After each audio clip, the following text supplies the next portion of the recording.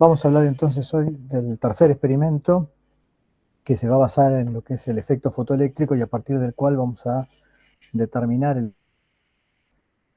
dH sobre, es decir, la constante de Planck sobre la carga del electrón.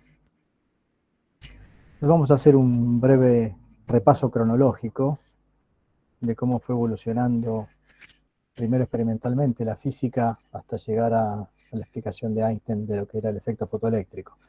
El primero que descubrió el efecto fue Heinrich Hertz. Van a ver que va a haber muchos nombres que se van a repetir de lo que fue un poco la cronología que repasamos de lo que fue los rayos catódicos y el descubrimiento del electrón, porque muchos de los dispositivos experimentales muy similares eran tubos cerrados al vacío con una presión muy baja de gas, con placas metálicas, entre las que se aplicaban diferencias de potencial y en particular en este caso a veces se iluminaban con luz o con ondas electromagnéticas. Entonces el primero que observó esto fue en el año 1887 Hertz, que estaba haciendo experimentos para verificar la existencia de ondas electromagnéticas predichas por Maxwell. Y lo que hacía era iluminar placas metálicas en válvulas cerradas, válvulas de vidrio cerradas al vacío, y observaba que algo se emitía desde esas placas metálicas. Un año después,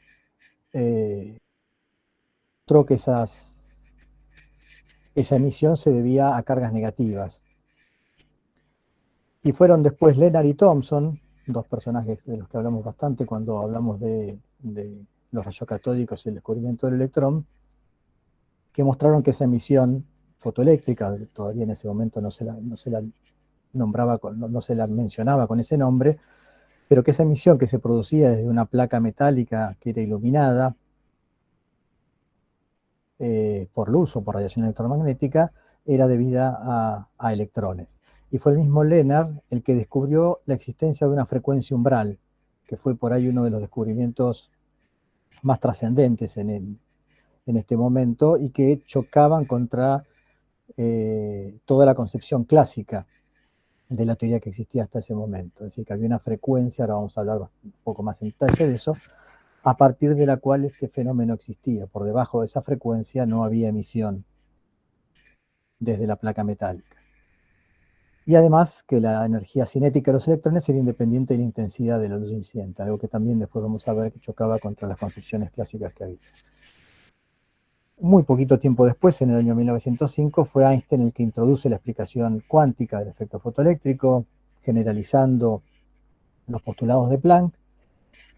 Lo llamativo, ¿no?, para entender un poco la grandeza de Einstein, es que el trabajo, el paper en el cual él explica o da la explicación teórica del efecto fotoeléctrico se publica en el mismo volumen de la revista Annales de Physique, una de las revistas más importantes de aquella época, en el que publica también dos artículos más, uno relacionado al movimiento browniano y el tercero en el que presentaba la teoría especial de la relatividad. O sea, fíjense la producción que tuvo Einstein en ese año, 3 trabajos que bien podrían haber valido el Nobel, a pesar de que, bueno, solo lo recibió por el primero, ¿no? Solo va a recibir el Nobel por su explicación del efecto fotoeléctrico. Y el primer dispositivo con el cual se empezó a experimentar con el efecto fotoeléctrico, ya propiamente dicho, ¿no?, porque los anteriores eran todos experimentos por ahí que estaban mirando otro tipo de cosas, muchas veces relacionadas con los rayos catódicos. Los primeros que desarrollan un dispositivo especialmente para estudiar este fenómeno fueron Elster y Heitel, dos físicos alemanes, en el año 1890, que desarrollan un dispositivo parecido a este que está esquematizado acá, que es muy similar con el que va a trabajar Millikan, que va a hacer los experimentos por ahí más trascendentes, también asociados con el efecto fotoeléctrico unos años después, y resultados en los que se va a basar Einstein. Similar al que vamos a utilizar nosotros, no es exactamente igual. Yo después les voy a proponer que también que utilicen un simulador web para hacer este tipo de simulaciones, o simulaciones de este experimento, usando un dispositivo parecido. El dispositivo consta de una válvula sellada al vacío con dos placas metálicas, una placa va a ser el emisor, otra placa va a ser el colector, y eso tiene una pequeña ventana sellada, pero por la cual se permite el ingreso de la luz. La luz puede llegar a la placa emisora, de ahí se van a emitir electrones. El circuito va a estar cerrado, ¿sí?, con un amperímetro que nos va a permitir medir la corriente y nos permite aplicar una diferencia de potencial variable entre la placa emisora y la placa colectora, en la cual podemos no solo variar la intensidad de esa diferencia de potencial, sino también variar la polaridad a través de esta llave. Entonces yo puedo aplicar una diferencia de potencial positiva o negativa entre las placas emisoras y colectoras. De esa manera puedo acelerar los electrones hacia el colector o frenarlos, ¿no?, y medir la corriente que se genera en ese circuito. Entonces, para entender un poco cómo funciona esto, vamos a usar un simulador. Este es distinto al que yo después les voy a mostrar, pero gráficamente por ahí es más rico, visualmente es más fácil de ver. Entonces lo que tenemos es un simulador de la válvula que se utiliza para estudiar el efecto fotoeléctrico. Esta sería la válvula sellada, tenemos dos placas metálicas, una va a ser la emisora, otra va a ser la colectora. Ese circuito se cierra, tenemos un amperímetro y yo puedo aplicar una diferencia de potencial variable entre esas dos placas. Y puedo iluminar con diferentes longitudes de onda o diferentes frecuencias. Entonces, este simulador nos va a permitir un poco ir entendiendo cuál es el fenómeno que estamos analizando. Entonces, primero para repasar algunos conceptos muy básicos de física 3, ¿no? Acá hay un esquema del circuito, lo podemos pensar como dos placas paralelas, con una región de vacío en el medio, y un circuito que se cierra con una batería de este lado. Entonces, dependiendo cómo sea la polaridad de esa batería, van a pasar diferentes cosas. Entonces, supongamos que yo aplico o conecto a la batería con esta polaridad, el negativo hacia la placa, lo que sería la placa emisora, en la válvula de efecto fotoeléctrico, y el positivo a la válvula conectora. Entonces, ¿cuál sería en este caso la diferencia de potencial entre el punto A y el punto B? Con el circuito así abierto. ¿Qué diferencia de potencial hay entre A y B? ¿Hay 10 volt, hay 0 volt o no tengo información suficiente para responder? ¿Qué les parece a ustedes? Recordando un poco las cosas que vieron en física 3, ¿no?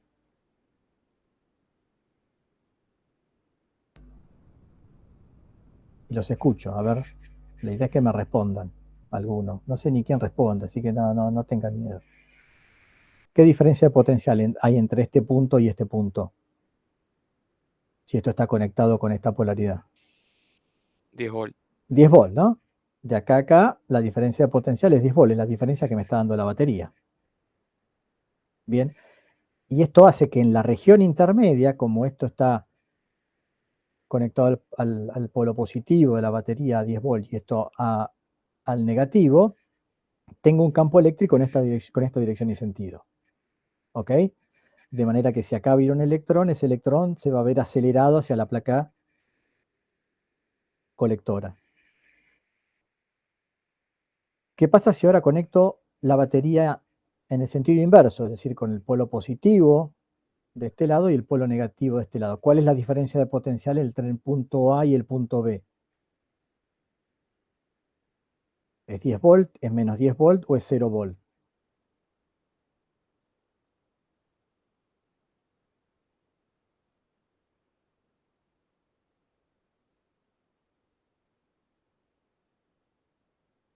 Vamos, no es tan difícil. Menos 10. Claro, si hoy vimos que de A a B tenía más 10 volt con esta conexión, si el positivo es este, de acá a acá, o de este punto a este punto, la diferencia de potencial va a ser menos 10 volts, ¿sí? Porque la conexión es al revés. Estoy conectando el positivo a este lado y el negativo a este lado.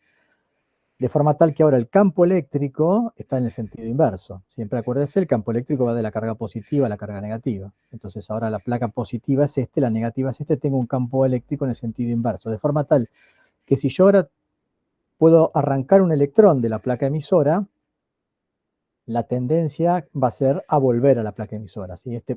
Esta diferencia de potencial va a ser que los electrones tienden a frenarse si yo emito electrones desde esta placa. ¿Está bien? Eso lo van viendo, pues eso es importante como para entender el funcionamiento del dispositivo experimental.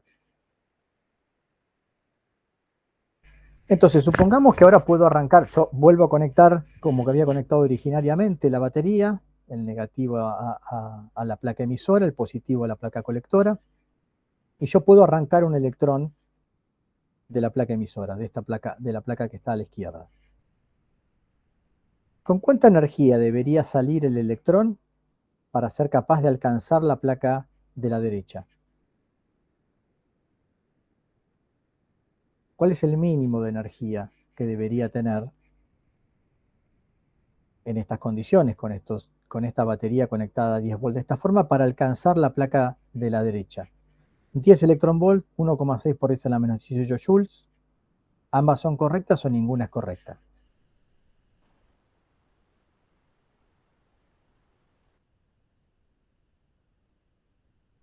Piensen que ahora si yo arranco un electrón así con... Esto me parece que puse al revés el E, ¿no? Fíjense que estoy conectando positivo, el campo eléctrico no es así. Ah, no, está bien, sí, sí, sí. En este, digo, el campo eléctrico está bien, es así. Estoy conectando positivo acá y negativo acá. Vale. Me pasé de...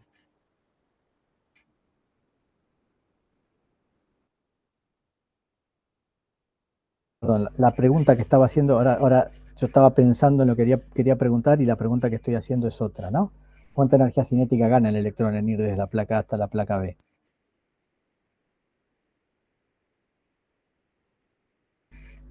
En realidad es, porque ahora fíjense que el campo eléctrico va desde la placa B hasta la placa A, ¿no? Estoy conectando el positivo acá. Entonces, si yo puedo liberar un electrón de esta placa, el electrón va a tender a acelerarse hacia la placa B. Entonces, la pregunta en realidad que estoy haciendo, tendría que leer lo que pongo y no lo que pienso, es ¿cuánta energía cinética va a ganar el electrón cuando llegue a la placa derecha? 10 electronvolt, 1,6 por 10 a la 18 joules, ambas son correctas o ninguna es correcta. ¿Con qué energía cinética llega acá? 10 electronvolt y 1,6, las dos. Claro, las dos son correctas. ¿Por qué? Porque son números equivalentes, ¿no? 1,6 por 10 a la 18 joules equivale a 10 electronvolt. Y va a ser la energía potencial, la energía cinética que gane al atravesar esta diferencia de potencial. ¿Sí? Acá va a estar a un potencial 10 electronvolt, entonces cuando atraviese esta diferencia de potencial, lo que va a hacer es transformar esa energía potencial que tenía la carga en energía cinética. ¿Sí? Entonces va a llegar a este punto, si planteamos la conservación de energía, con una energía cinética de 1,6 por 10 a la menos 18 joules o 10 electronvolt, que es lo mismo, son equivalentes. Entonces vamos a haber transformado energía potencial eléctrica en energía cinética de esa carga. ¿Ok? Estoy repasando todas cosas muy básicas de Física General 3, pero bueno, quiero ponerlos un poco en tema por si todavía esas cosas...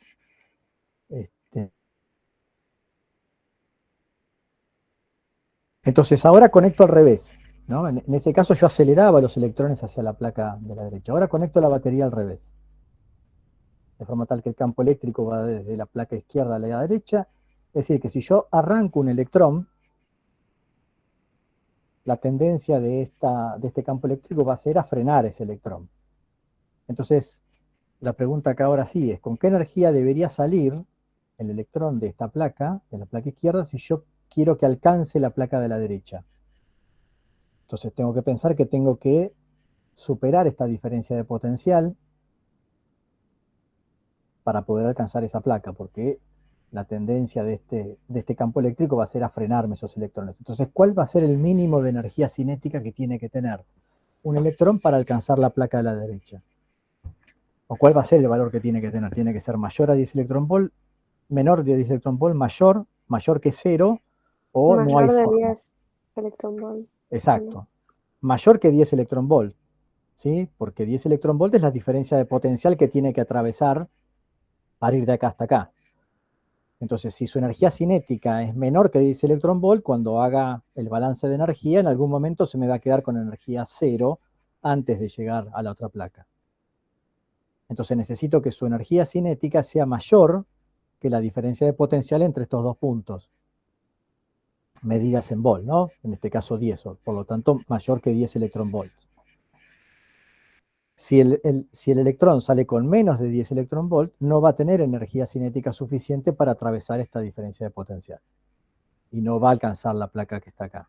Entonces no alcanza con que sea positivo, tiene que ser positivo y mayor que 10 electronvolts. ¿Ok? ¿Me siguen todos hasta acá? Tal vez es demasiado básico esto, pero no, prefiero que sea demasiado básico a ir demasiado rápido y que se vayan perdiendo en el camino. ¿Estamos todos? Sí, ¿Sí sí. o no? Bueno, y supóngase que ahora yo pongo, además de la batería, pongo una resistencia de 2 ohm, sin iluminar, sin hacer nada sobre las placas. ¿Cuál es la corriente que va a circular de A hasta B?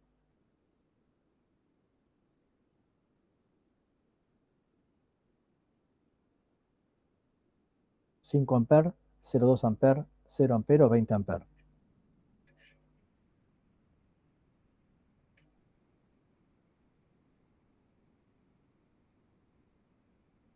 Tengo una batería de 10 volt y tengo una resistencia de 2 ohm en este circuito abierto. 5. Piensa que el circuito está abierto acá. No tengo continuidad entre las placas. 0. Cero, exacto. Es un circuito abierto, ¿sí? Como tener un capacitor, pero sin dieléctrico acá, con vacío. Entonces no va a haber una circulación de corriente, porque acá no puedo cerrar el circuito, no va a haber movimiento de carga de acá a acá. En la medida que yo no genere, ahora vamos a ver cómo lo podemos hacer, algún movimiento de carga entre las placas. Pero en estas condiciones en las cuales no hay cargas que están viajando de una placa a otra, el circuito está abierto, por lo tanto, por más que yo ponga una resistencia acá, no tengo un circuito cerrado por el cual puede circular una corriente. ¿Bien? Bueno, la corriente en realidad iría en este otro sentido si el circuito estuviera cerrado, ¿no? La corriente iría así. Si esto estuviera cerrado, si acá hubiera un hilo conductor, un cable, entonces ahí sí tendría una corriente de 5 amperes. Pero en este caso, con el circuito abierto no va a haber ninguna corriente circulando. Para eso yo debería generar alguna forma de transmitir carga desde una placa hasta la otra. Entonces la corriente va a ser cero. Entonces, ahora pensemos que yo puedo generar un movimiento de cargas. Entonces vamos a pensar el caso más sencillo. Yo caliento esta placa. Entonces al calentar esta placa lo que hago es entregar una cierta cantidad de energía a los electrones de la superficie del metal, y los que estén más externos, los electrones más externos de los átomos del metal, van a poder ser eyectados desde la superficie. Voy a tener energía suficiente como para arrancar algunos electrones, los más externos, de los átomos del metal de la superficie. Entonces, en ese caso, yo ahora puedo tener un movimiento de carga desde la placa emisora hasta la placa colectora, y en ese caso puedo cerrar el circuito y puedo generar una corriente. ¿Cómo va a ser la corriente en función de la diferencia de potencial, o sea, del valor de la batería que pongamos acá? Cuando la polaridad sea negativa, es decir, que yo tiendo a frenar a los electrones, bueno, la corriente va a ser cero, porque los electrones cuando yo los arranque van a salir con muy poca energía cinética. Entonces si yo aplico un potencial, en este caso sería un potencial de retardo, los voy a volver hacia la placa emisora y no va a llegar a la placa colectora. A medida que ese potencial inverso sea más chiquito, va a haber un momento en el cual, si el potencial es muy chico,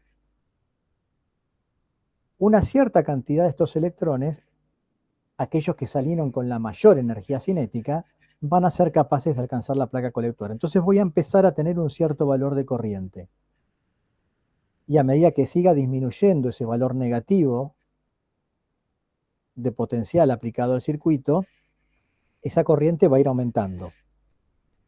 Hasta que con potencial cero, todos los electrones que arranqué, porque tienen alguna pequeña energía cinética, todos van a salir con alguna, por más pequeña que sea, van a salir con energía cinética, todos los electrones en algún momento van a ser capaces de alcanzar la placa colectora.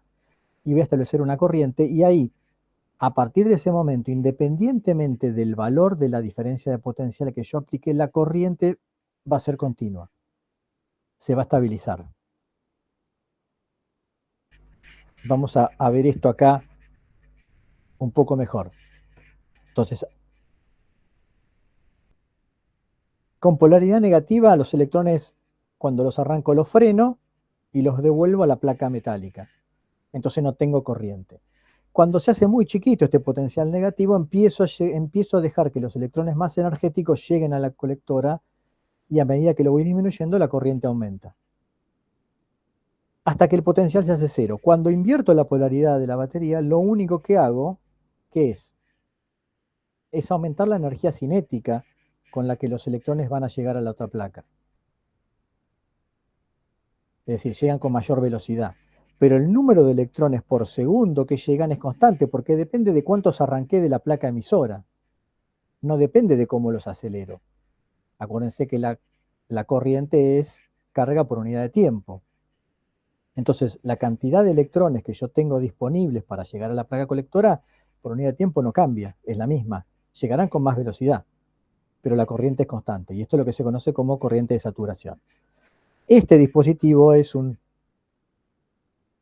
diodo de vacío o válvula termiónica, un componente electrónico antiguo, que le permite generar una corriente continua simplemente calentando el cátodo de esta válvula. Entonces, esto se ve, ¿no? Se entiende por qué esta corriente es continua, independientemente de la diferencia de potencial. No tengo un comportamiento óhmico acá, ¿está bien? Independientemente de la diferencia de potencial, yo puedo aumentar la diferencia de potencial, la corriente va a ser continua porque depende de cuántos electrones yo liberé de la placa emisora. Entonces, de alguna manera, depende de la temperatura a la cual puse la placa emisora, nada más que de eso. Después, lo único que voy a hacer es que lleguen con más o con menos velocidad dependiendo de la diferencia de potencial que pongo acá. Pero la cantidad, la carga por unidad de tiempo, que es lo que me determina la corriente, constante y depende de cuántos electrones pude arrancar de esa placa. ¿Estamos? Bueno, todo esto es un poco para prepararnos para entender qué es lo que pasa cuando analicemos el experimento de efecto fotoeléctrico. Entonces ahora, en vez de calentar la placa, la voy a iluminar con luz. Entonces puedo pensar a una onda electromagnética desde el punto de vista clásico. Lo que estoy suponiendo es que al iluminar estoy agregando energía al cátodo. Entonces, de alguna manera, el cátodo al recibir energía, al agregarle energía al cátodo, lo que estoy haciendo es calentándolo, aumentando la energía de vibración de sus moléculas. Entonces se va a comportar como un diodo, como esa válvula termiónica de la que estábamos hablando recién. Entonces, iluminarlo implica de alguna manera calentarlo. Eso va a generar que se emitan, que se arranquen electrones de su superficie, porque le entrego energía suficiente para ser eyectados de la superficie del metal, y dependiendo de cómo sea la diferencia de potencial que yo tengo acá, tendré este comportamiento de corriente en función de potencial que vimos recién. Va a ser cero con potenciales negativos hasta un cierto valor, en un valor empezará a crecer, y después para potenciales positivos eso se va a mantener constante. Entonces, ¿cuáles son las predicciones clásicas? O sea, si nosotros tenemos en cuenta la teoría clásica, que era la aceptada hasta fines del siglo XIX, y era cuando se estaban haciendo estos experimentos, es decir, las cosas que se sabían o las cosas que se pensaban hasta ese momento de la interacción de la luz con la materia. En principio, los electrones pueden absorber energía continuamente de las ondas electromagnéticas, ¿no? Entonces, si yo iluminaba, yo entregaba energía y los electrones podían absorber energía continuamente. Si yo aumentaba la intensidad de la luz, lo que se pensaba era que los electrones tenían que ser eyectados con más energía cinética, porque aumentar la intensidad estoy entregando más energía a esos electrones, por lo tanto, saldrán con energía cinética mayor. Si ilumino con intensidades de luz muy bajas, va a existir un intervalo de tiempo medible desde el comienzo, desde que comienzo a iluminar hasta que empiezo a ver esos electrones eyectados. Es decir, tengo que esperar un tiempo que los electrones adquieran la energía suficiente para salir de la placa emisora. Si aumento esa intensidad, ese tiempo debería ser menor. El tiempo ese de espera debería disminuir. Los electrones en principio pueden ser emitidos desde cualquier frecuencia con la que yo ilumine la placa. Lo único que tengo que hacer es, si veo que la energía es muy baja, si la frecuencia es muy baja, tendré que emitir con mayor intensidad. Entonces, con una intensidad suficientemente alta, cualquier frecuencia debería entregar la energía suficiente para extraer electrones de la placa. Y la energía cinética debería estar relacionada entonces con la intensidad, lo que decíamos hoy, ¿no? Cuanto mayor sea la intensidad, mayor debería ser la energía cinética con la que se emite. Entonces esto es lo que se pensaba. Ahora, cuando uno hace el experimento, ¿qué es lo que observa? Entonces vamos a simular ahora un experimento en el cual lo que vamos a hacer es variar la frecuencia de la radiación con la cual vamos a iluminar esa placa y ver qué es lo que ocurre.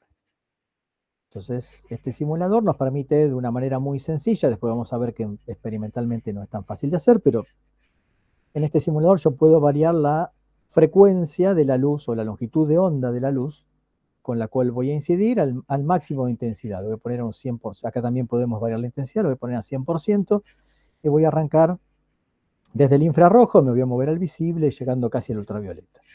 Entonces arrancamos con una frecuencia de 850 nanómetros, empezamos a iluminar con máxima intensidad, iluminamos y no pasa nada. Mi circuito no se cierra y yo no mido ninguna corriente acá. La corriente es cero. Digo, bueno, variemos esta frecuencia. Voy a ir a una frecuencia de 750 nanómetros ahora. Perdón, acá estoy poniendo longitud de onda, ¿no? Nanómetros, así que lo que estoy poniendo es longitud de onda. Voy a aumentar la frecuencia o disminuir la longitud de onda, paso a 750, espero un rato y no pasa nada. El circuito no se cierra, o sea, no estoy arrancando electrones de la placa emisora, no mido corriente. Sigo aumentando la frecuencia o disminuyendo la longitud de onda, paso a 651, no pasa nada, 552, no pasa nada, hasta que en algún valor, 488 por ejemplo, empiezo a medir una pequeña corriente, es decir, que estoy empezando a arrancar electrones de la placa emisora y cerrando el circuito de forma tal de que circule una corriente por el mismo. ¿No? La corriente circula, si los electrones van para allá, la corriente va en el sentido inverso, ¿no? Siempre la corriente es la de las cargas positivas. Si sigo disminuyendo la longitud de onda, veo que sigue habiendo una corriente y esa corriente empieza a aumentar a medida que disminuyo la longitud de onda o aumento la frecuencia de la radiación.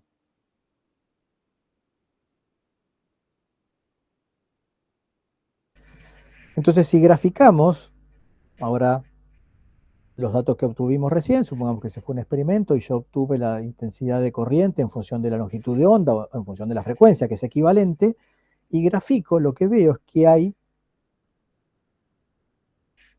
una longitud de onda máxima o una frecuencia mínima a partir de la cual tengo una corriente en el circuito, es decir, a partir de la cual yo puedo liberar electrones de la placa emisora. Si la longitud de onda es mayor que este valor umbral de longitud de onda máxima o menor que este valor de frecuencia mínima, no tengo emisión de electrones desde la placa emisora, independientemente de la intensidad que tenga la radiación con la cual ilumine y del tiempo que yo espere iluminando con esa radiación. Lo cual va, obviamente, en contra de esa predicción clásica que hacíamos de que si yo esperaba un tiempo suficiente o aumentaba la intensidad, en algún momento le iba a entregar a los electrones la energía suficiente como para arrancarlos. Entonces acá tenemos un primer choque con las predicciones clásicas. Si vemos cómo varía la corriente con la intensidad lumínica, manteniendo una frecuencia fija y tal que sea mayor que la frecuencia mínima, ¿no? Es decir, estoy arrancando electrones ya, porque superé esa frecuencia mínima, y aplico una diferencia de potencial positiva también, fijo, la corriente varía linealmente con la intensidad. O sea, la corriente es proporcional a la intensidad de la luz. ¿Qué pasa en la región ahora de potenciales negativos? Hasta ahí yo estaba aplicando un potencial positivo para ver qué pasaba cuando variaba la frecuencia. Entonces ahora, si yo ahora trabajo a una frecuencia fija para la cual tengo emisión, y varío el potencial desde valores negativos a valores positivos, lo que veo es que tengo ese comportamiento que veíamos hoy de la válvula termiónica, ¿no? Del diodo de vacío. Para potenciales negativos no tengo corriente, y a partir de un determinado valor, la corriente empieza a crecer. Hasta que, con potenciales positivos, la corriente alcanza un valor máximo y esa corriente se mantiene constante. Este punto en el que la corriente empieza a crecer, en este punto, la energía potencial es igual a la energía cinética máxima de los electrones que escapan de la placa metálica. ¿Por qué? Porque quiere decir que a partir de este punto recién, cuando la diferencia potencial es un poquito menor, los electrones con mayor energía cinética van a ser los que puedan alcanzar la placa colectora. A medida que yo disminuya esa diferencia de potencial, cada vez más electrones van a poder alcanzarla. Pero en este punto es en el que tengo que la energía potencial que tengo entre las dos placas es igual a la energía cinética máxima de los electrones.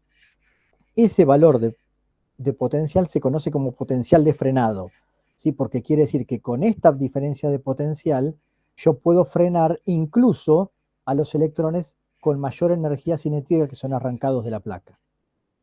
Entonces, este potencial al cual empieza a crecer la corriente en el circuito, o en la válvula en realidad, este potencial se conoce como potencial de frenado, y es el potencial que necesito para frenar a todos los electrones. Es el mínimo potencial, digamos, que necesito para frenar a todos los electrones. Obviamente, si el potencial es mayor, también los voy a frenar.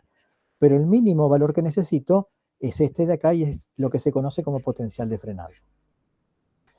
Veamos cómo varía la corriente con la diferencia de potencial, manteniendo la frecuencia fija a dos intensidades distintas.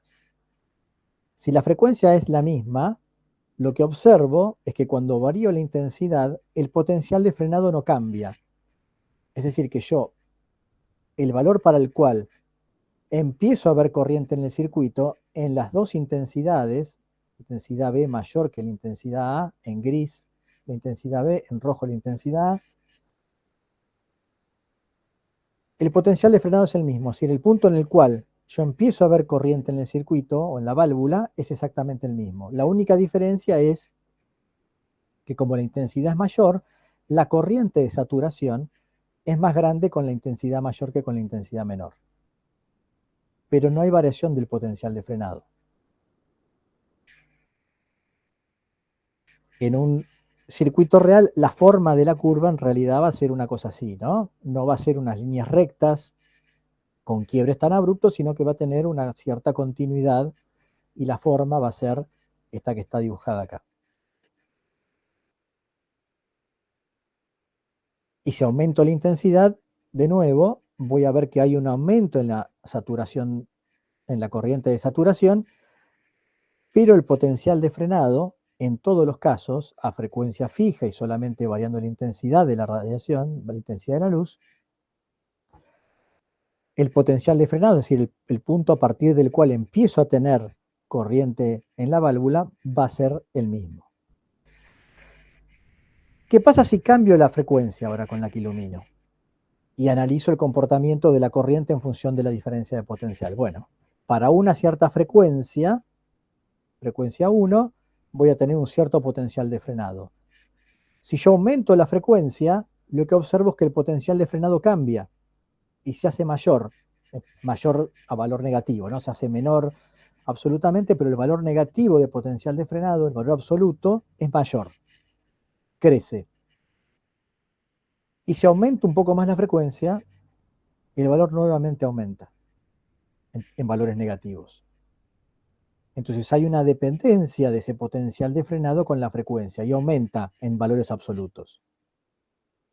En particular, si graficamos cómo varía la energía cinética máxima, acuérdense que el potencial de frenado lo que me está dando es la energía cinética máxima con la que estoy arrancando electrones, ¿sí? Porque es el valor a partir del cual empiezo a tener corriente. Entonces, en ese valor, solamente, cuando disminuye un poquito, solamente los electrones más energéticos son los que están alcanzando la placa colectora.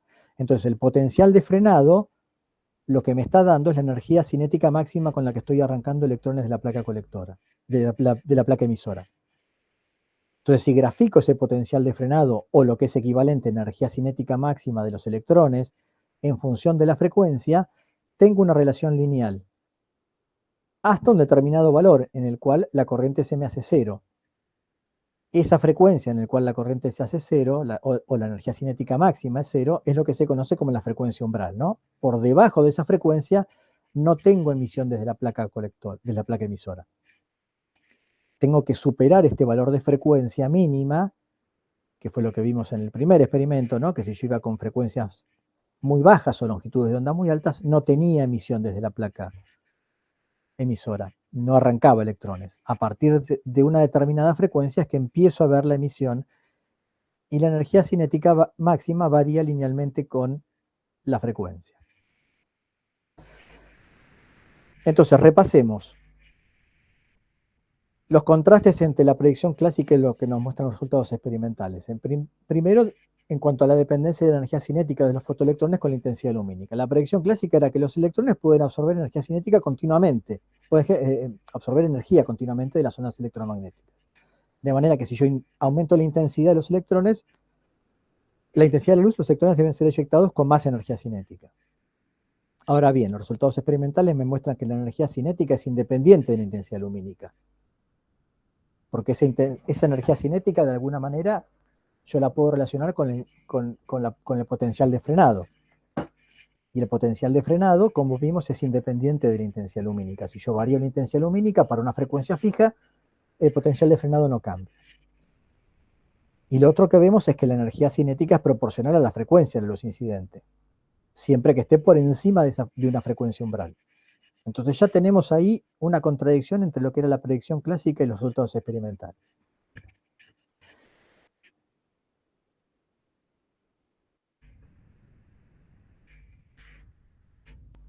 Veamos cuál es la contradicción en cuanto al intervalo de tiempo entre la incidencia de la luz y la emisión de fotoelectrones.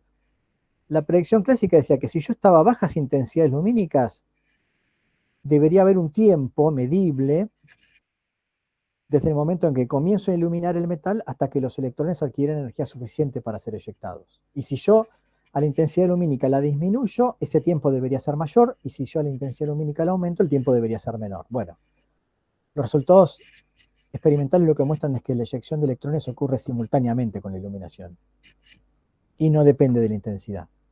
Si yo varío la intensidad, no hay un tiempo, no hay un intervalo de tiempo que aumenta o disminuye para el efecto de emisión. ¿Qué pasaba con la emisión y la frecuencia de la luz? Bueno, para la teoría clásica, los electrones deben ser emitidos a cualquier frecuencia. Si la frecuencia es muy baja, pensando que la frecuencia está asociada con la energía, yo debería, aumentando la intensidad lumínica, entregar suficiente energía a los electrones para poder ser arrancados.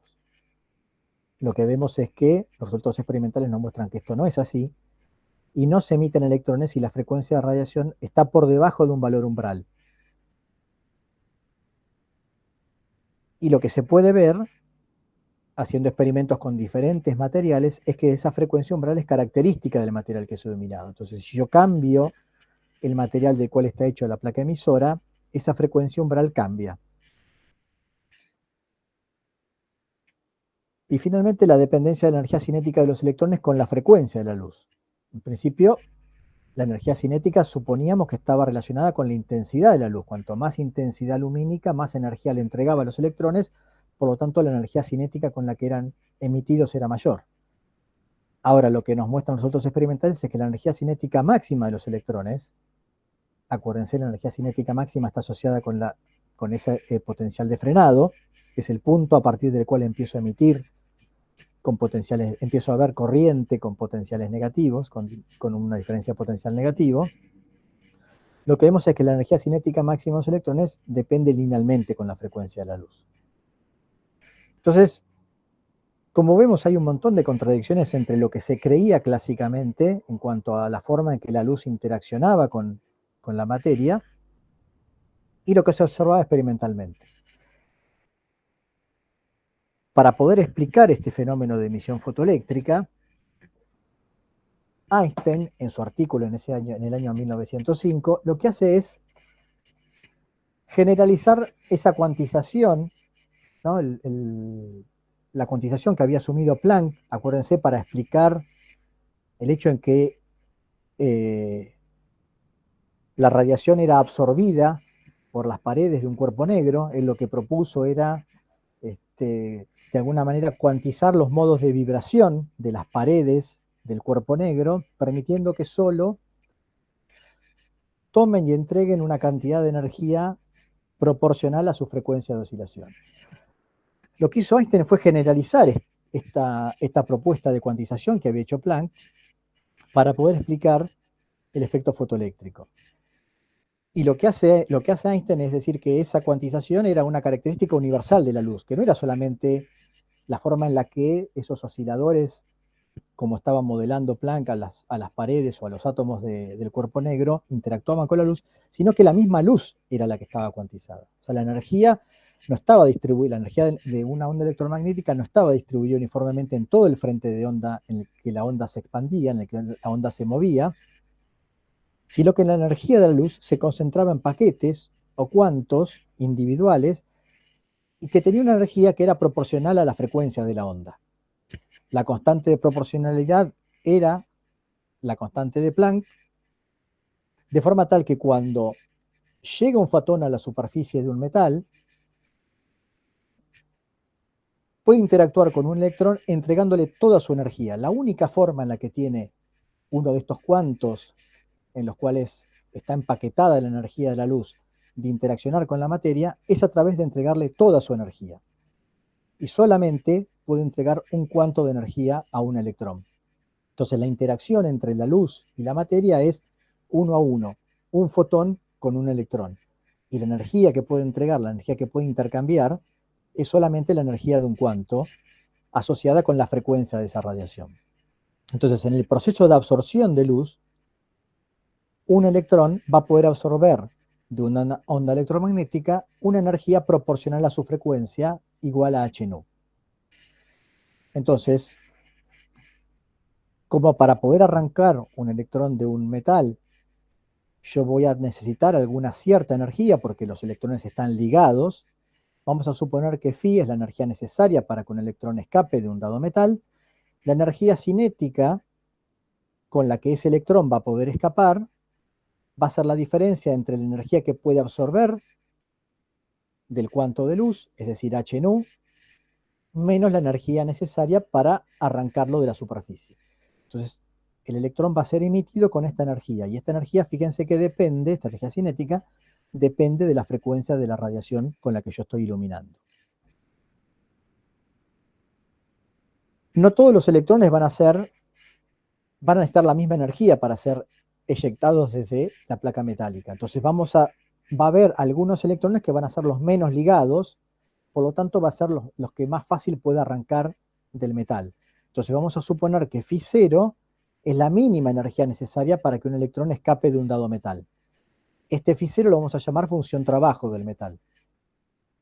En ese caso, los electrones que yo arranque bajo estas condiciones, es decir, los electrones menos ligados del metal, van a ser los que salgan con la energía cinética máxima. Entonces, la energía cinética máxima con la que yo puedo arrancar electrones de un determinado metal van a tener este valor de energía. La energía del fotón con el cual estoy incidiendo, es decir, la energía que puede entregar la onda electromagnética a ese electrón, menos la función trabajo del metal. Obviamente que para que un electrón pueda ser arrancado de una superficie dada, de un metal, esta diferencia tiene que ser mayor que cero, porque esta diferencia, piensen que lo que me da son los electrones de máxima energía cinética, es decir, los menos ligados. Entonces, la condición para que yo pueda arrancar un electrón de una superficie de un metal dado es que esta diferencia, h nu menos la función trabajo del metal, sea positiva. Si esto es negativo, la frecuencia de radiación con la que estoy iluminando no va a poder arrancar electrones de ese metal. ¿Está bien? ¿Lo ven eso?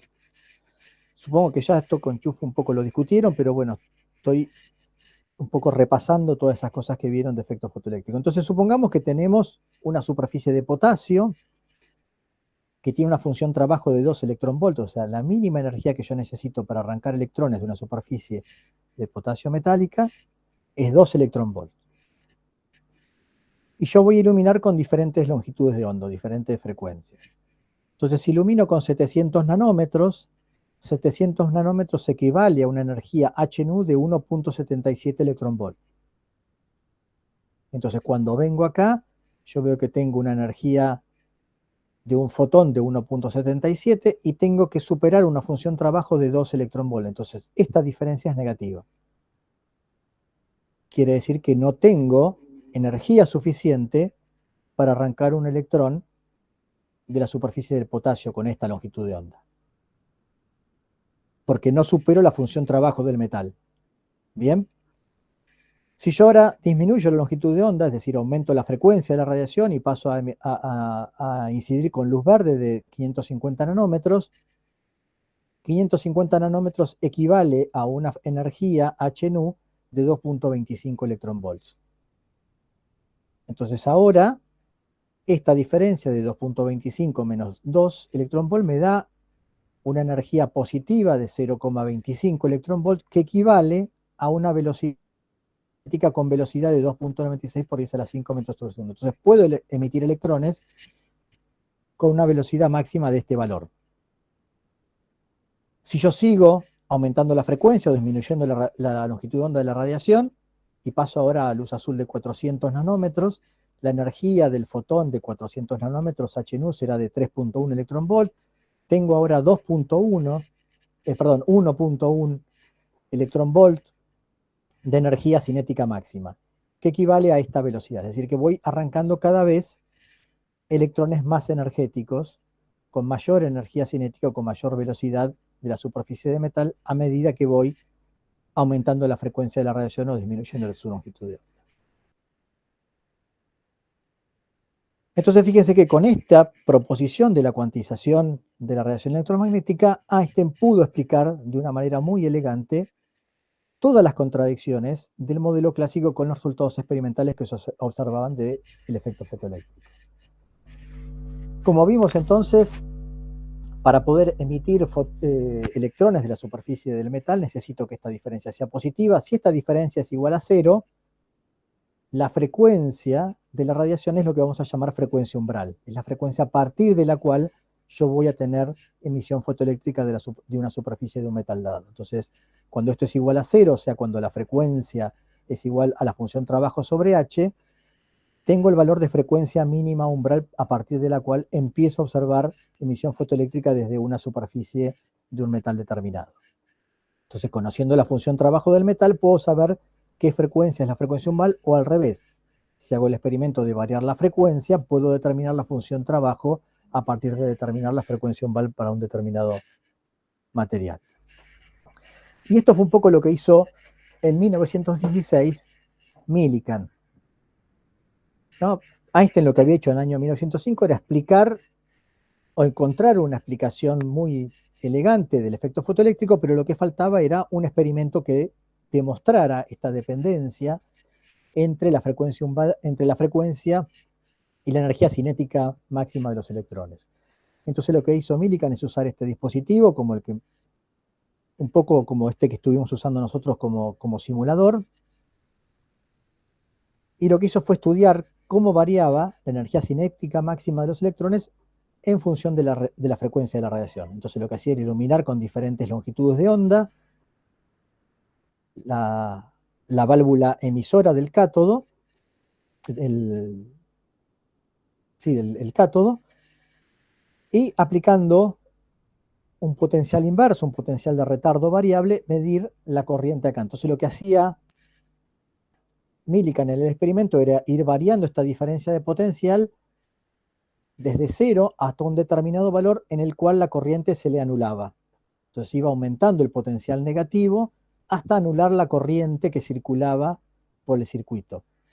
Para ese valor de diferencia de potencial, lo que decía Millikan era que la diferencia de potencial que estaba aplicando, el potencial de retardo que le estaba aplicando, tenía que ser igual a la energía cinética máxima de los electrones que estaba arrancando en esas condiciones para esa frecuencia dada. Entonces, como la energía cinética máxima es igual a h números la función trabajo, lo que decía Millikan era que, bueno, cuando la corriente se me hace 0, eso quiere decir que la diferencia de potencial que yo estoy aplicando tiene que ser igual a la energía cinética máxima de los electrones. Entonces, de esta manera, él podía relacionar, midiendo esta diferencia de potencial para cual la corriente se hace 0, a la energía cinética máxima con la frecuencia de la radiación, midiendo diferentes valores de potencial de frenado para diferentes frecuencias. Lo que hizo es graficar esos valores y encontrar esta relación lineal. Había un valor para el cual la corriente no había emisión fotoeléctrica, esto era la frecuencia umbral. Para todas estas frecuencias él tenía emisión fotoeléctrica y podía determinar ese potencial de frenado en función de la frecuencia. Y encontró esta relación lineal para la cual podía ajustar esta relación. Y fíjense que la pendiente de esta recta era el cociente de la constante de Planck sobre la carga del electrón. Entonces, estos experimentos que hizo Millikan en el año 1916 confirmaron las predicciones que había hecho, o la explicación cuántica que había hecho Einstein para explicar el efecto fotoeléctrico. Tanto Einstein, por su explicación teórica del efecto fotoeléctrico en el año 1921, como Millikan por su prueba experimental del efecto fotoeléctrico, recibieron los dos el premio Nobel en el año 1921 y en el año 1923. Entonces lo que vamos a hacer nosotros es reproducir de alguna manera un experimento similar al experimento de Millikan para poder determinar, a partir de esa relación entre la energía cinética máxima de los electrones y la frecuencia, la relación de H sobre E, de la constante de Planck sobre la carga del electrón. Entonces el circuito que vamos a utilizar nosotros es una modificación del circuito de Millikan, es un poco una simplificación. Vamos a usar una válvula muy similar, sellada, que permite el ingreso de luz de forma tal de iluminar solamente el cátodo, es decir, la placa emisora. Vamos a incidir sobre esa placa emisora con diferentes longitudes de onda usando una lámpara de mercurio y una red de difracción para separar las líneas de emisión. Entonces en esta fotocelda va a llegar una cierta radiación. El circuito va a estar conectado a un amplificador. En este caso, fíjense que el circuito es más sencillo. Nosotros lo que vamos a hacer es, en lugar de aplicar un potencial de retardo, lo que vamos a hacer es permitir que la placa colectora se cargue a medida que se van generando electrones desde la placa emisora. Entonces, a medida que yo voy aumentando la carga en la placa colectora, se va generando un campo eléctrico cada vez mayor que va a ir frenando los electrones que se emitan, hasta que en algún momento el sistema se va a equilibrar. Cuando la diferencia de potencial sea tal que sea igual a la energía cinética máxima de los electrones que se emiten desde la placa emisora, se van a dejar de emitir, van a llegar de llegar electrones a la placa colectora, el sistema se va a equilibrar y va a dejar de circular corriente por el circuito. En esas condiciones, lo que vamos a hacer nosotros es medir la diferencia de potencial entre la placa colectora y la placa emisora. Esa diferencia de potencial va a ser lo que vamos a llamar V sub M. Para poder medirla, lo que vamos a tener es un circuito amplificador de ganancia 1 e impedancia muy alta. La función de este circuito amplificador es que nosotros no estemos descargando a la placa colectora cuando midamos la diferencia de potencial. Piensen que si yo pusiera un voltímetro simplemente conectado directamente a esta placa, lo que voy a hacer es permitir que la carga circule por este lado del circuito, ¿no? Yo acá lo que tengo, el circuito este lo tengo abierto, ¿no? Entonces no dejo que circule corriente. Ahora, si yo conecto un voltímetro así, voy a estar cerrando el circuito de este lado y voy a estar permitiendo que la carga se me vaya. Entonces, para no alterar el estado de carga de la válvula, lo que hacemos es poner un amplificador de ganancia 1 e impedancia muy alta. Entonces, de esa manera impedimos que la carga se vaya por este lado. Esto tiene una impedancia de 10, creo que son 10 kilo ohm, si no me equivoco. Una impedancia muy alta, de forma tal de impedir que la carga se me vaya por este lado y yo pueda medir esta diferencia de potencial. Lo que hacemos es que tenga ganancia 1, de forma tal que el valor de diferencia de potencial que tenemos es el valor efectivo que hay entre la placa colectora y la placa emisora. Entonces, la relación que teníamos entre el potencial de frenado y la frecuencia, según lo que habíamos visto del experimento de Millicam, era este. Nosotros en realidad no vamos a estar midiendo directamente el potencial de frenado, nosotros vamos a medir la diferencia de potencial entre las dos placas cuando el sistema se equilibra, es decir, cuando la carga que llegó acá hizo tal que la diferencia de potencial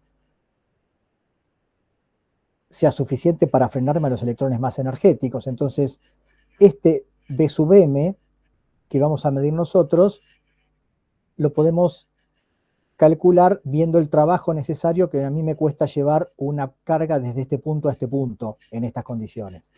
Entonces, B sub m, ¿qué va a ser? O sea, la diferencia potencial entre este punto y este punto, que es lo que estoy midiendo, va a ser la energía que me cuesta arrancar un electrón de la placa emisora, que es la función trabajo de la placa emisora, más la diferencia de potencial que tengo que vencer entre este punto y este punto, que va a estar asociado con ese potencial de frenado, E por el potencial de frenado, menos la función trabajo de la placa colectora, ¿no? Va a haber una tendencia de que el electrón entre en la placa colectora, por lo tanto me va a costar un trabajo negativo introducir un electrón en la placa colectora. Entonces, esta va a ser la diferencia de potencial que nosotros vamos a medir. Si despejamos el valor del potencial de frenado de esta expresión y lo reemplazamos acá, lo que obtenemos finalmente es que la relación que nosotros vamos a obtener entre la frecuencia y el potencial que medimos va a estar asociado no al potencial de frenado de la placa, a la función trabajo de la placa emisora, sino a la función trabajo de la placa colectora, ¿no? O sea que es una pequeña diferencia que hay simplemente respecto del experimento de Millikan, pero sigue habiendo una relación lineal entre el potencial que medimos entre la placa emisora y colectora y la frecuencia de la radiación con la que estamos incidiendo. Y a partir de ajustar esta relación lineal, podemos, a partir de la pendiente, determinar el cociente de H sobre E, que es lo que nos va a interesar a nosotros. Entonces, lo que vamos a hacer en el experimento es medir esta diferencia de potencial cuando el sistema se equilibra. Simplemente lo que vamos a hacer es abrir el circuito para que no haya carga, iluminar y esperar unos instantes a que el sistema se equilibra y medir cuál es la diferencia de potencial entre las dos placas. Descargamos cerrando el circuito y volvemos a iluminar con otra frecuencia y volvemos a determinar el valor de la diferencia de potencial entre las dos placas para otra frecuencia, y así lo repetimos para las 4 frecuencias posibles que podemos tener. ¿Cómo vamos a variar la frecuencia de la luz con la cual vamos a incidir? Bueno, para eso vamos a tener una lámpara de mercurio y una red de difracción. La red de difracción lo que va a hacer es separar angularmente cada una de las frecuencias características que emite la lámpara de mercurio, ¿no? Si yo miro la lámpara de mercurio es una suma de muchas frecuencias y lo que veo es una luz prácticamente blanca, pero la red de difracción lo que me permite es diferenciar, es separar esta luz blanca que tengo en la emisión directa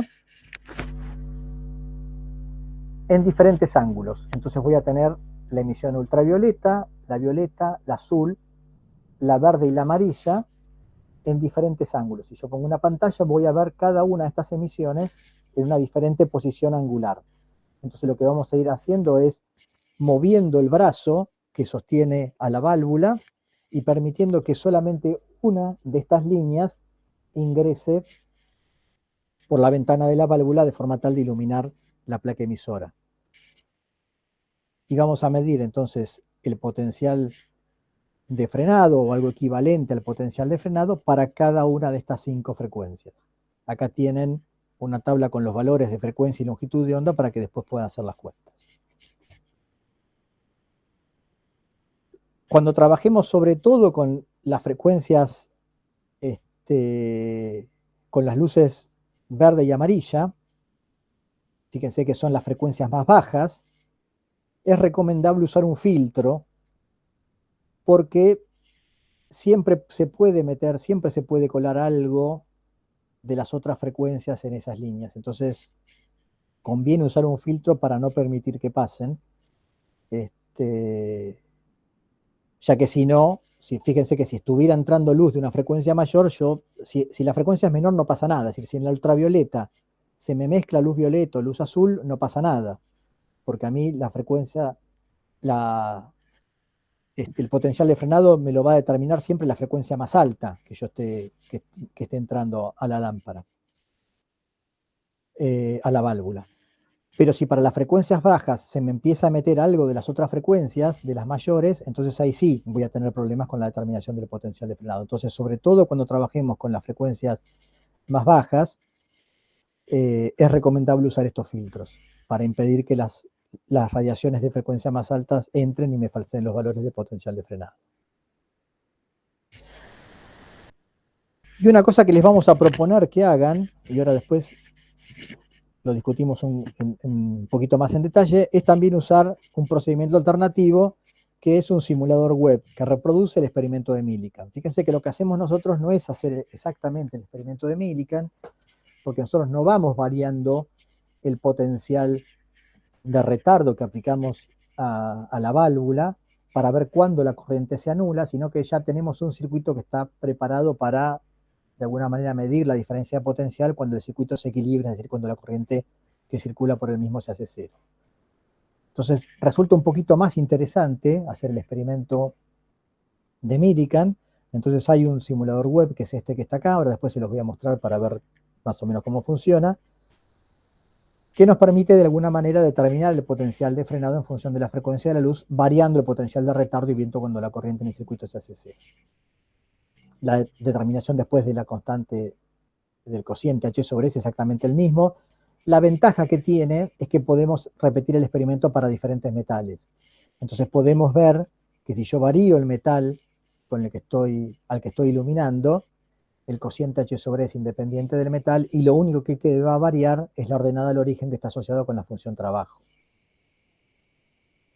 Bueno, les dejo acá algunas preguntas para que ustedes repasen y tengan claro a la hora después de hacer el parcialito. Acuérdense que el lunes seguramente, como el martes empezamos con el experimento, el lunes se va a activar en el módulo un parcialito para que ustedes respondan, y un poco estas preguntas que están acá están asociadas con las cosas que les podemos preguntar.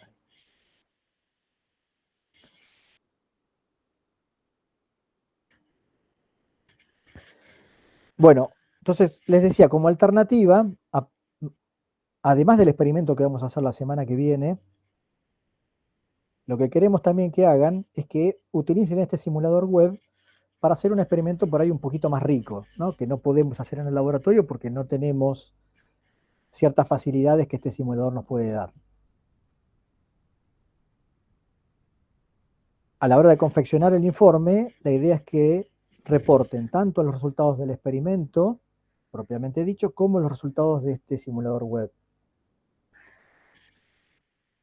Porque aparte el análisis de los datos del simulador web es un poquito más rico, entonces nos permite hacer un poco más de análisis estadístico que tal vez desde los datos experimentales reales que vamos a obtener no podemos hacer.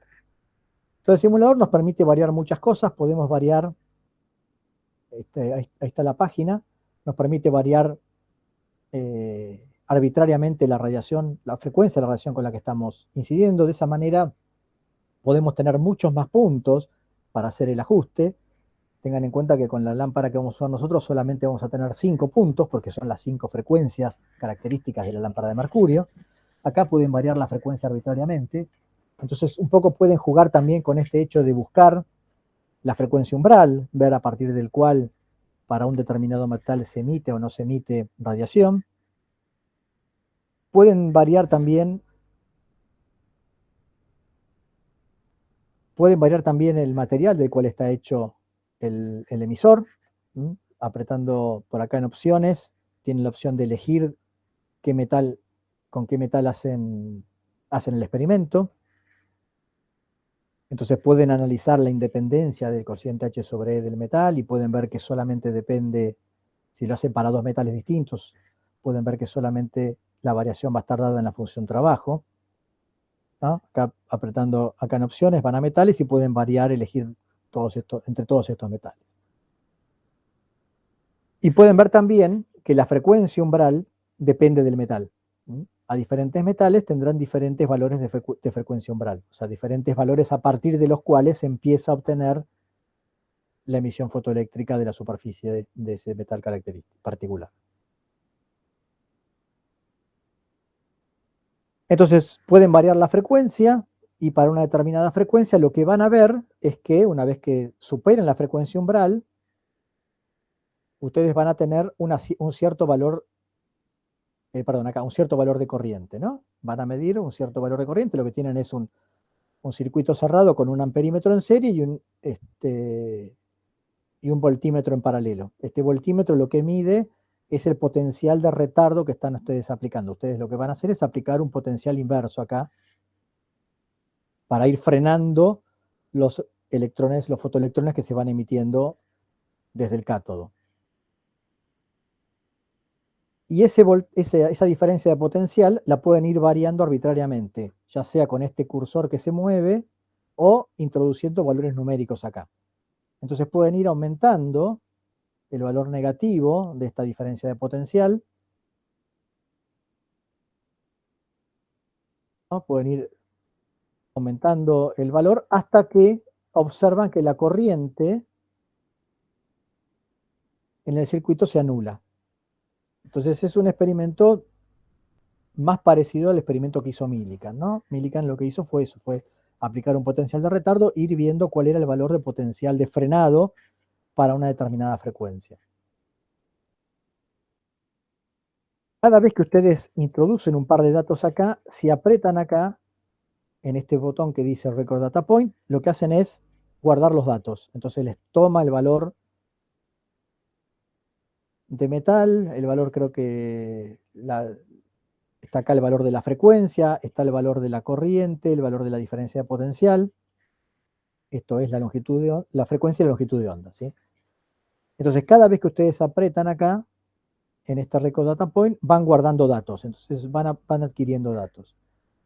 Pueden incluso hacer estadísticas sobre un mismo punto, porque van a ver que una vez que ustedes establezcan una cierta diferencia de potencial, estos valores no van a ser constantes, sino que van a oscilar, ¿no? Entonces, estos valores van a oscilar, entonces pueden hacer estadísticas sobre ese punto, entonces pueden tomar varios valores y pueden ir aumentando el valor de potencial de retardo hasta obtener un valor de corriente cero.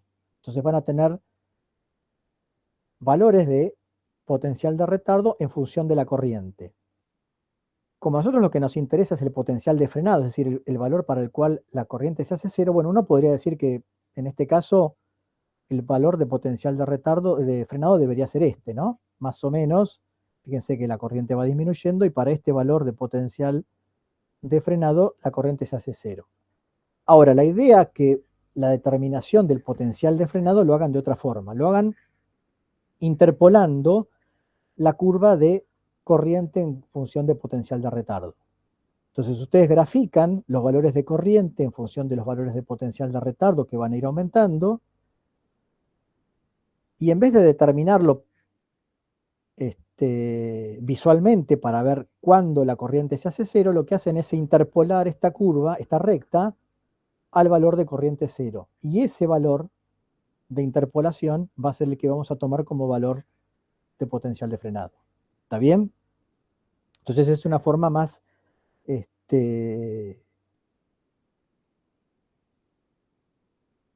digamos, si bien es indirecta, es una forma más precisa de determinar ese valor de potencial de frenado, porque a veces cuando nosotros lo hacemos visualmente no estamos seguros si el valor que estamos poniendo es 0 o es un poquito más o un poquito menos. Entonces, de esta manera podemos determinar de una forma más precisa el valor de potencial de frenado, interpolando la recta de corriente con potencial de retardo. Y esto lo hacemos para diferentes frecuencias. Y para diferentes frecuencias vamos a determinar diferentes valores de potencial de frenado, interpolando la curva corriente en función del potencial de retardo. Entonces, así vamos a tener valores de potencial de frenado en función de la frecuencia. Podemos graficar después esos valores de potencial de frenado en función de la frecuencia y a partir de la pendiente de esa recta determinar el cociente de la constante de Planck sobre la carga del electrón, que va a ser simplemente justamente la pendiente de esa relación lineal.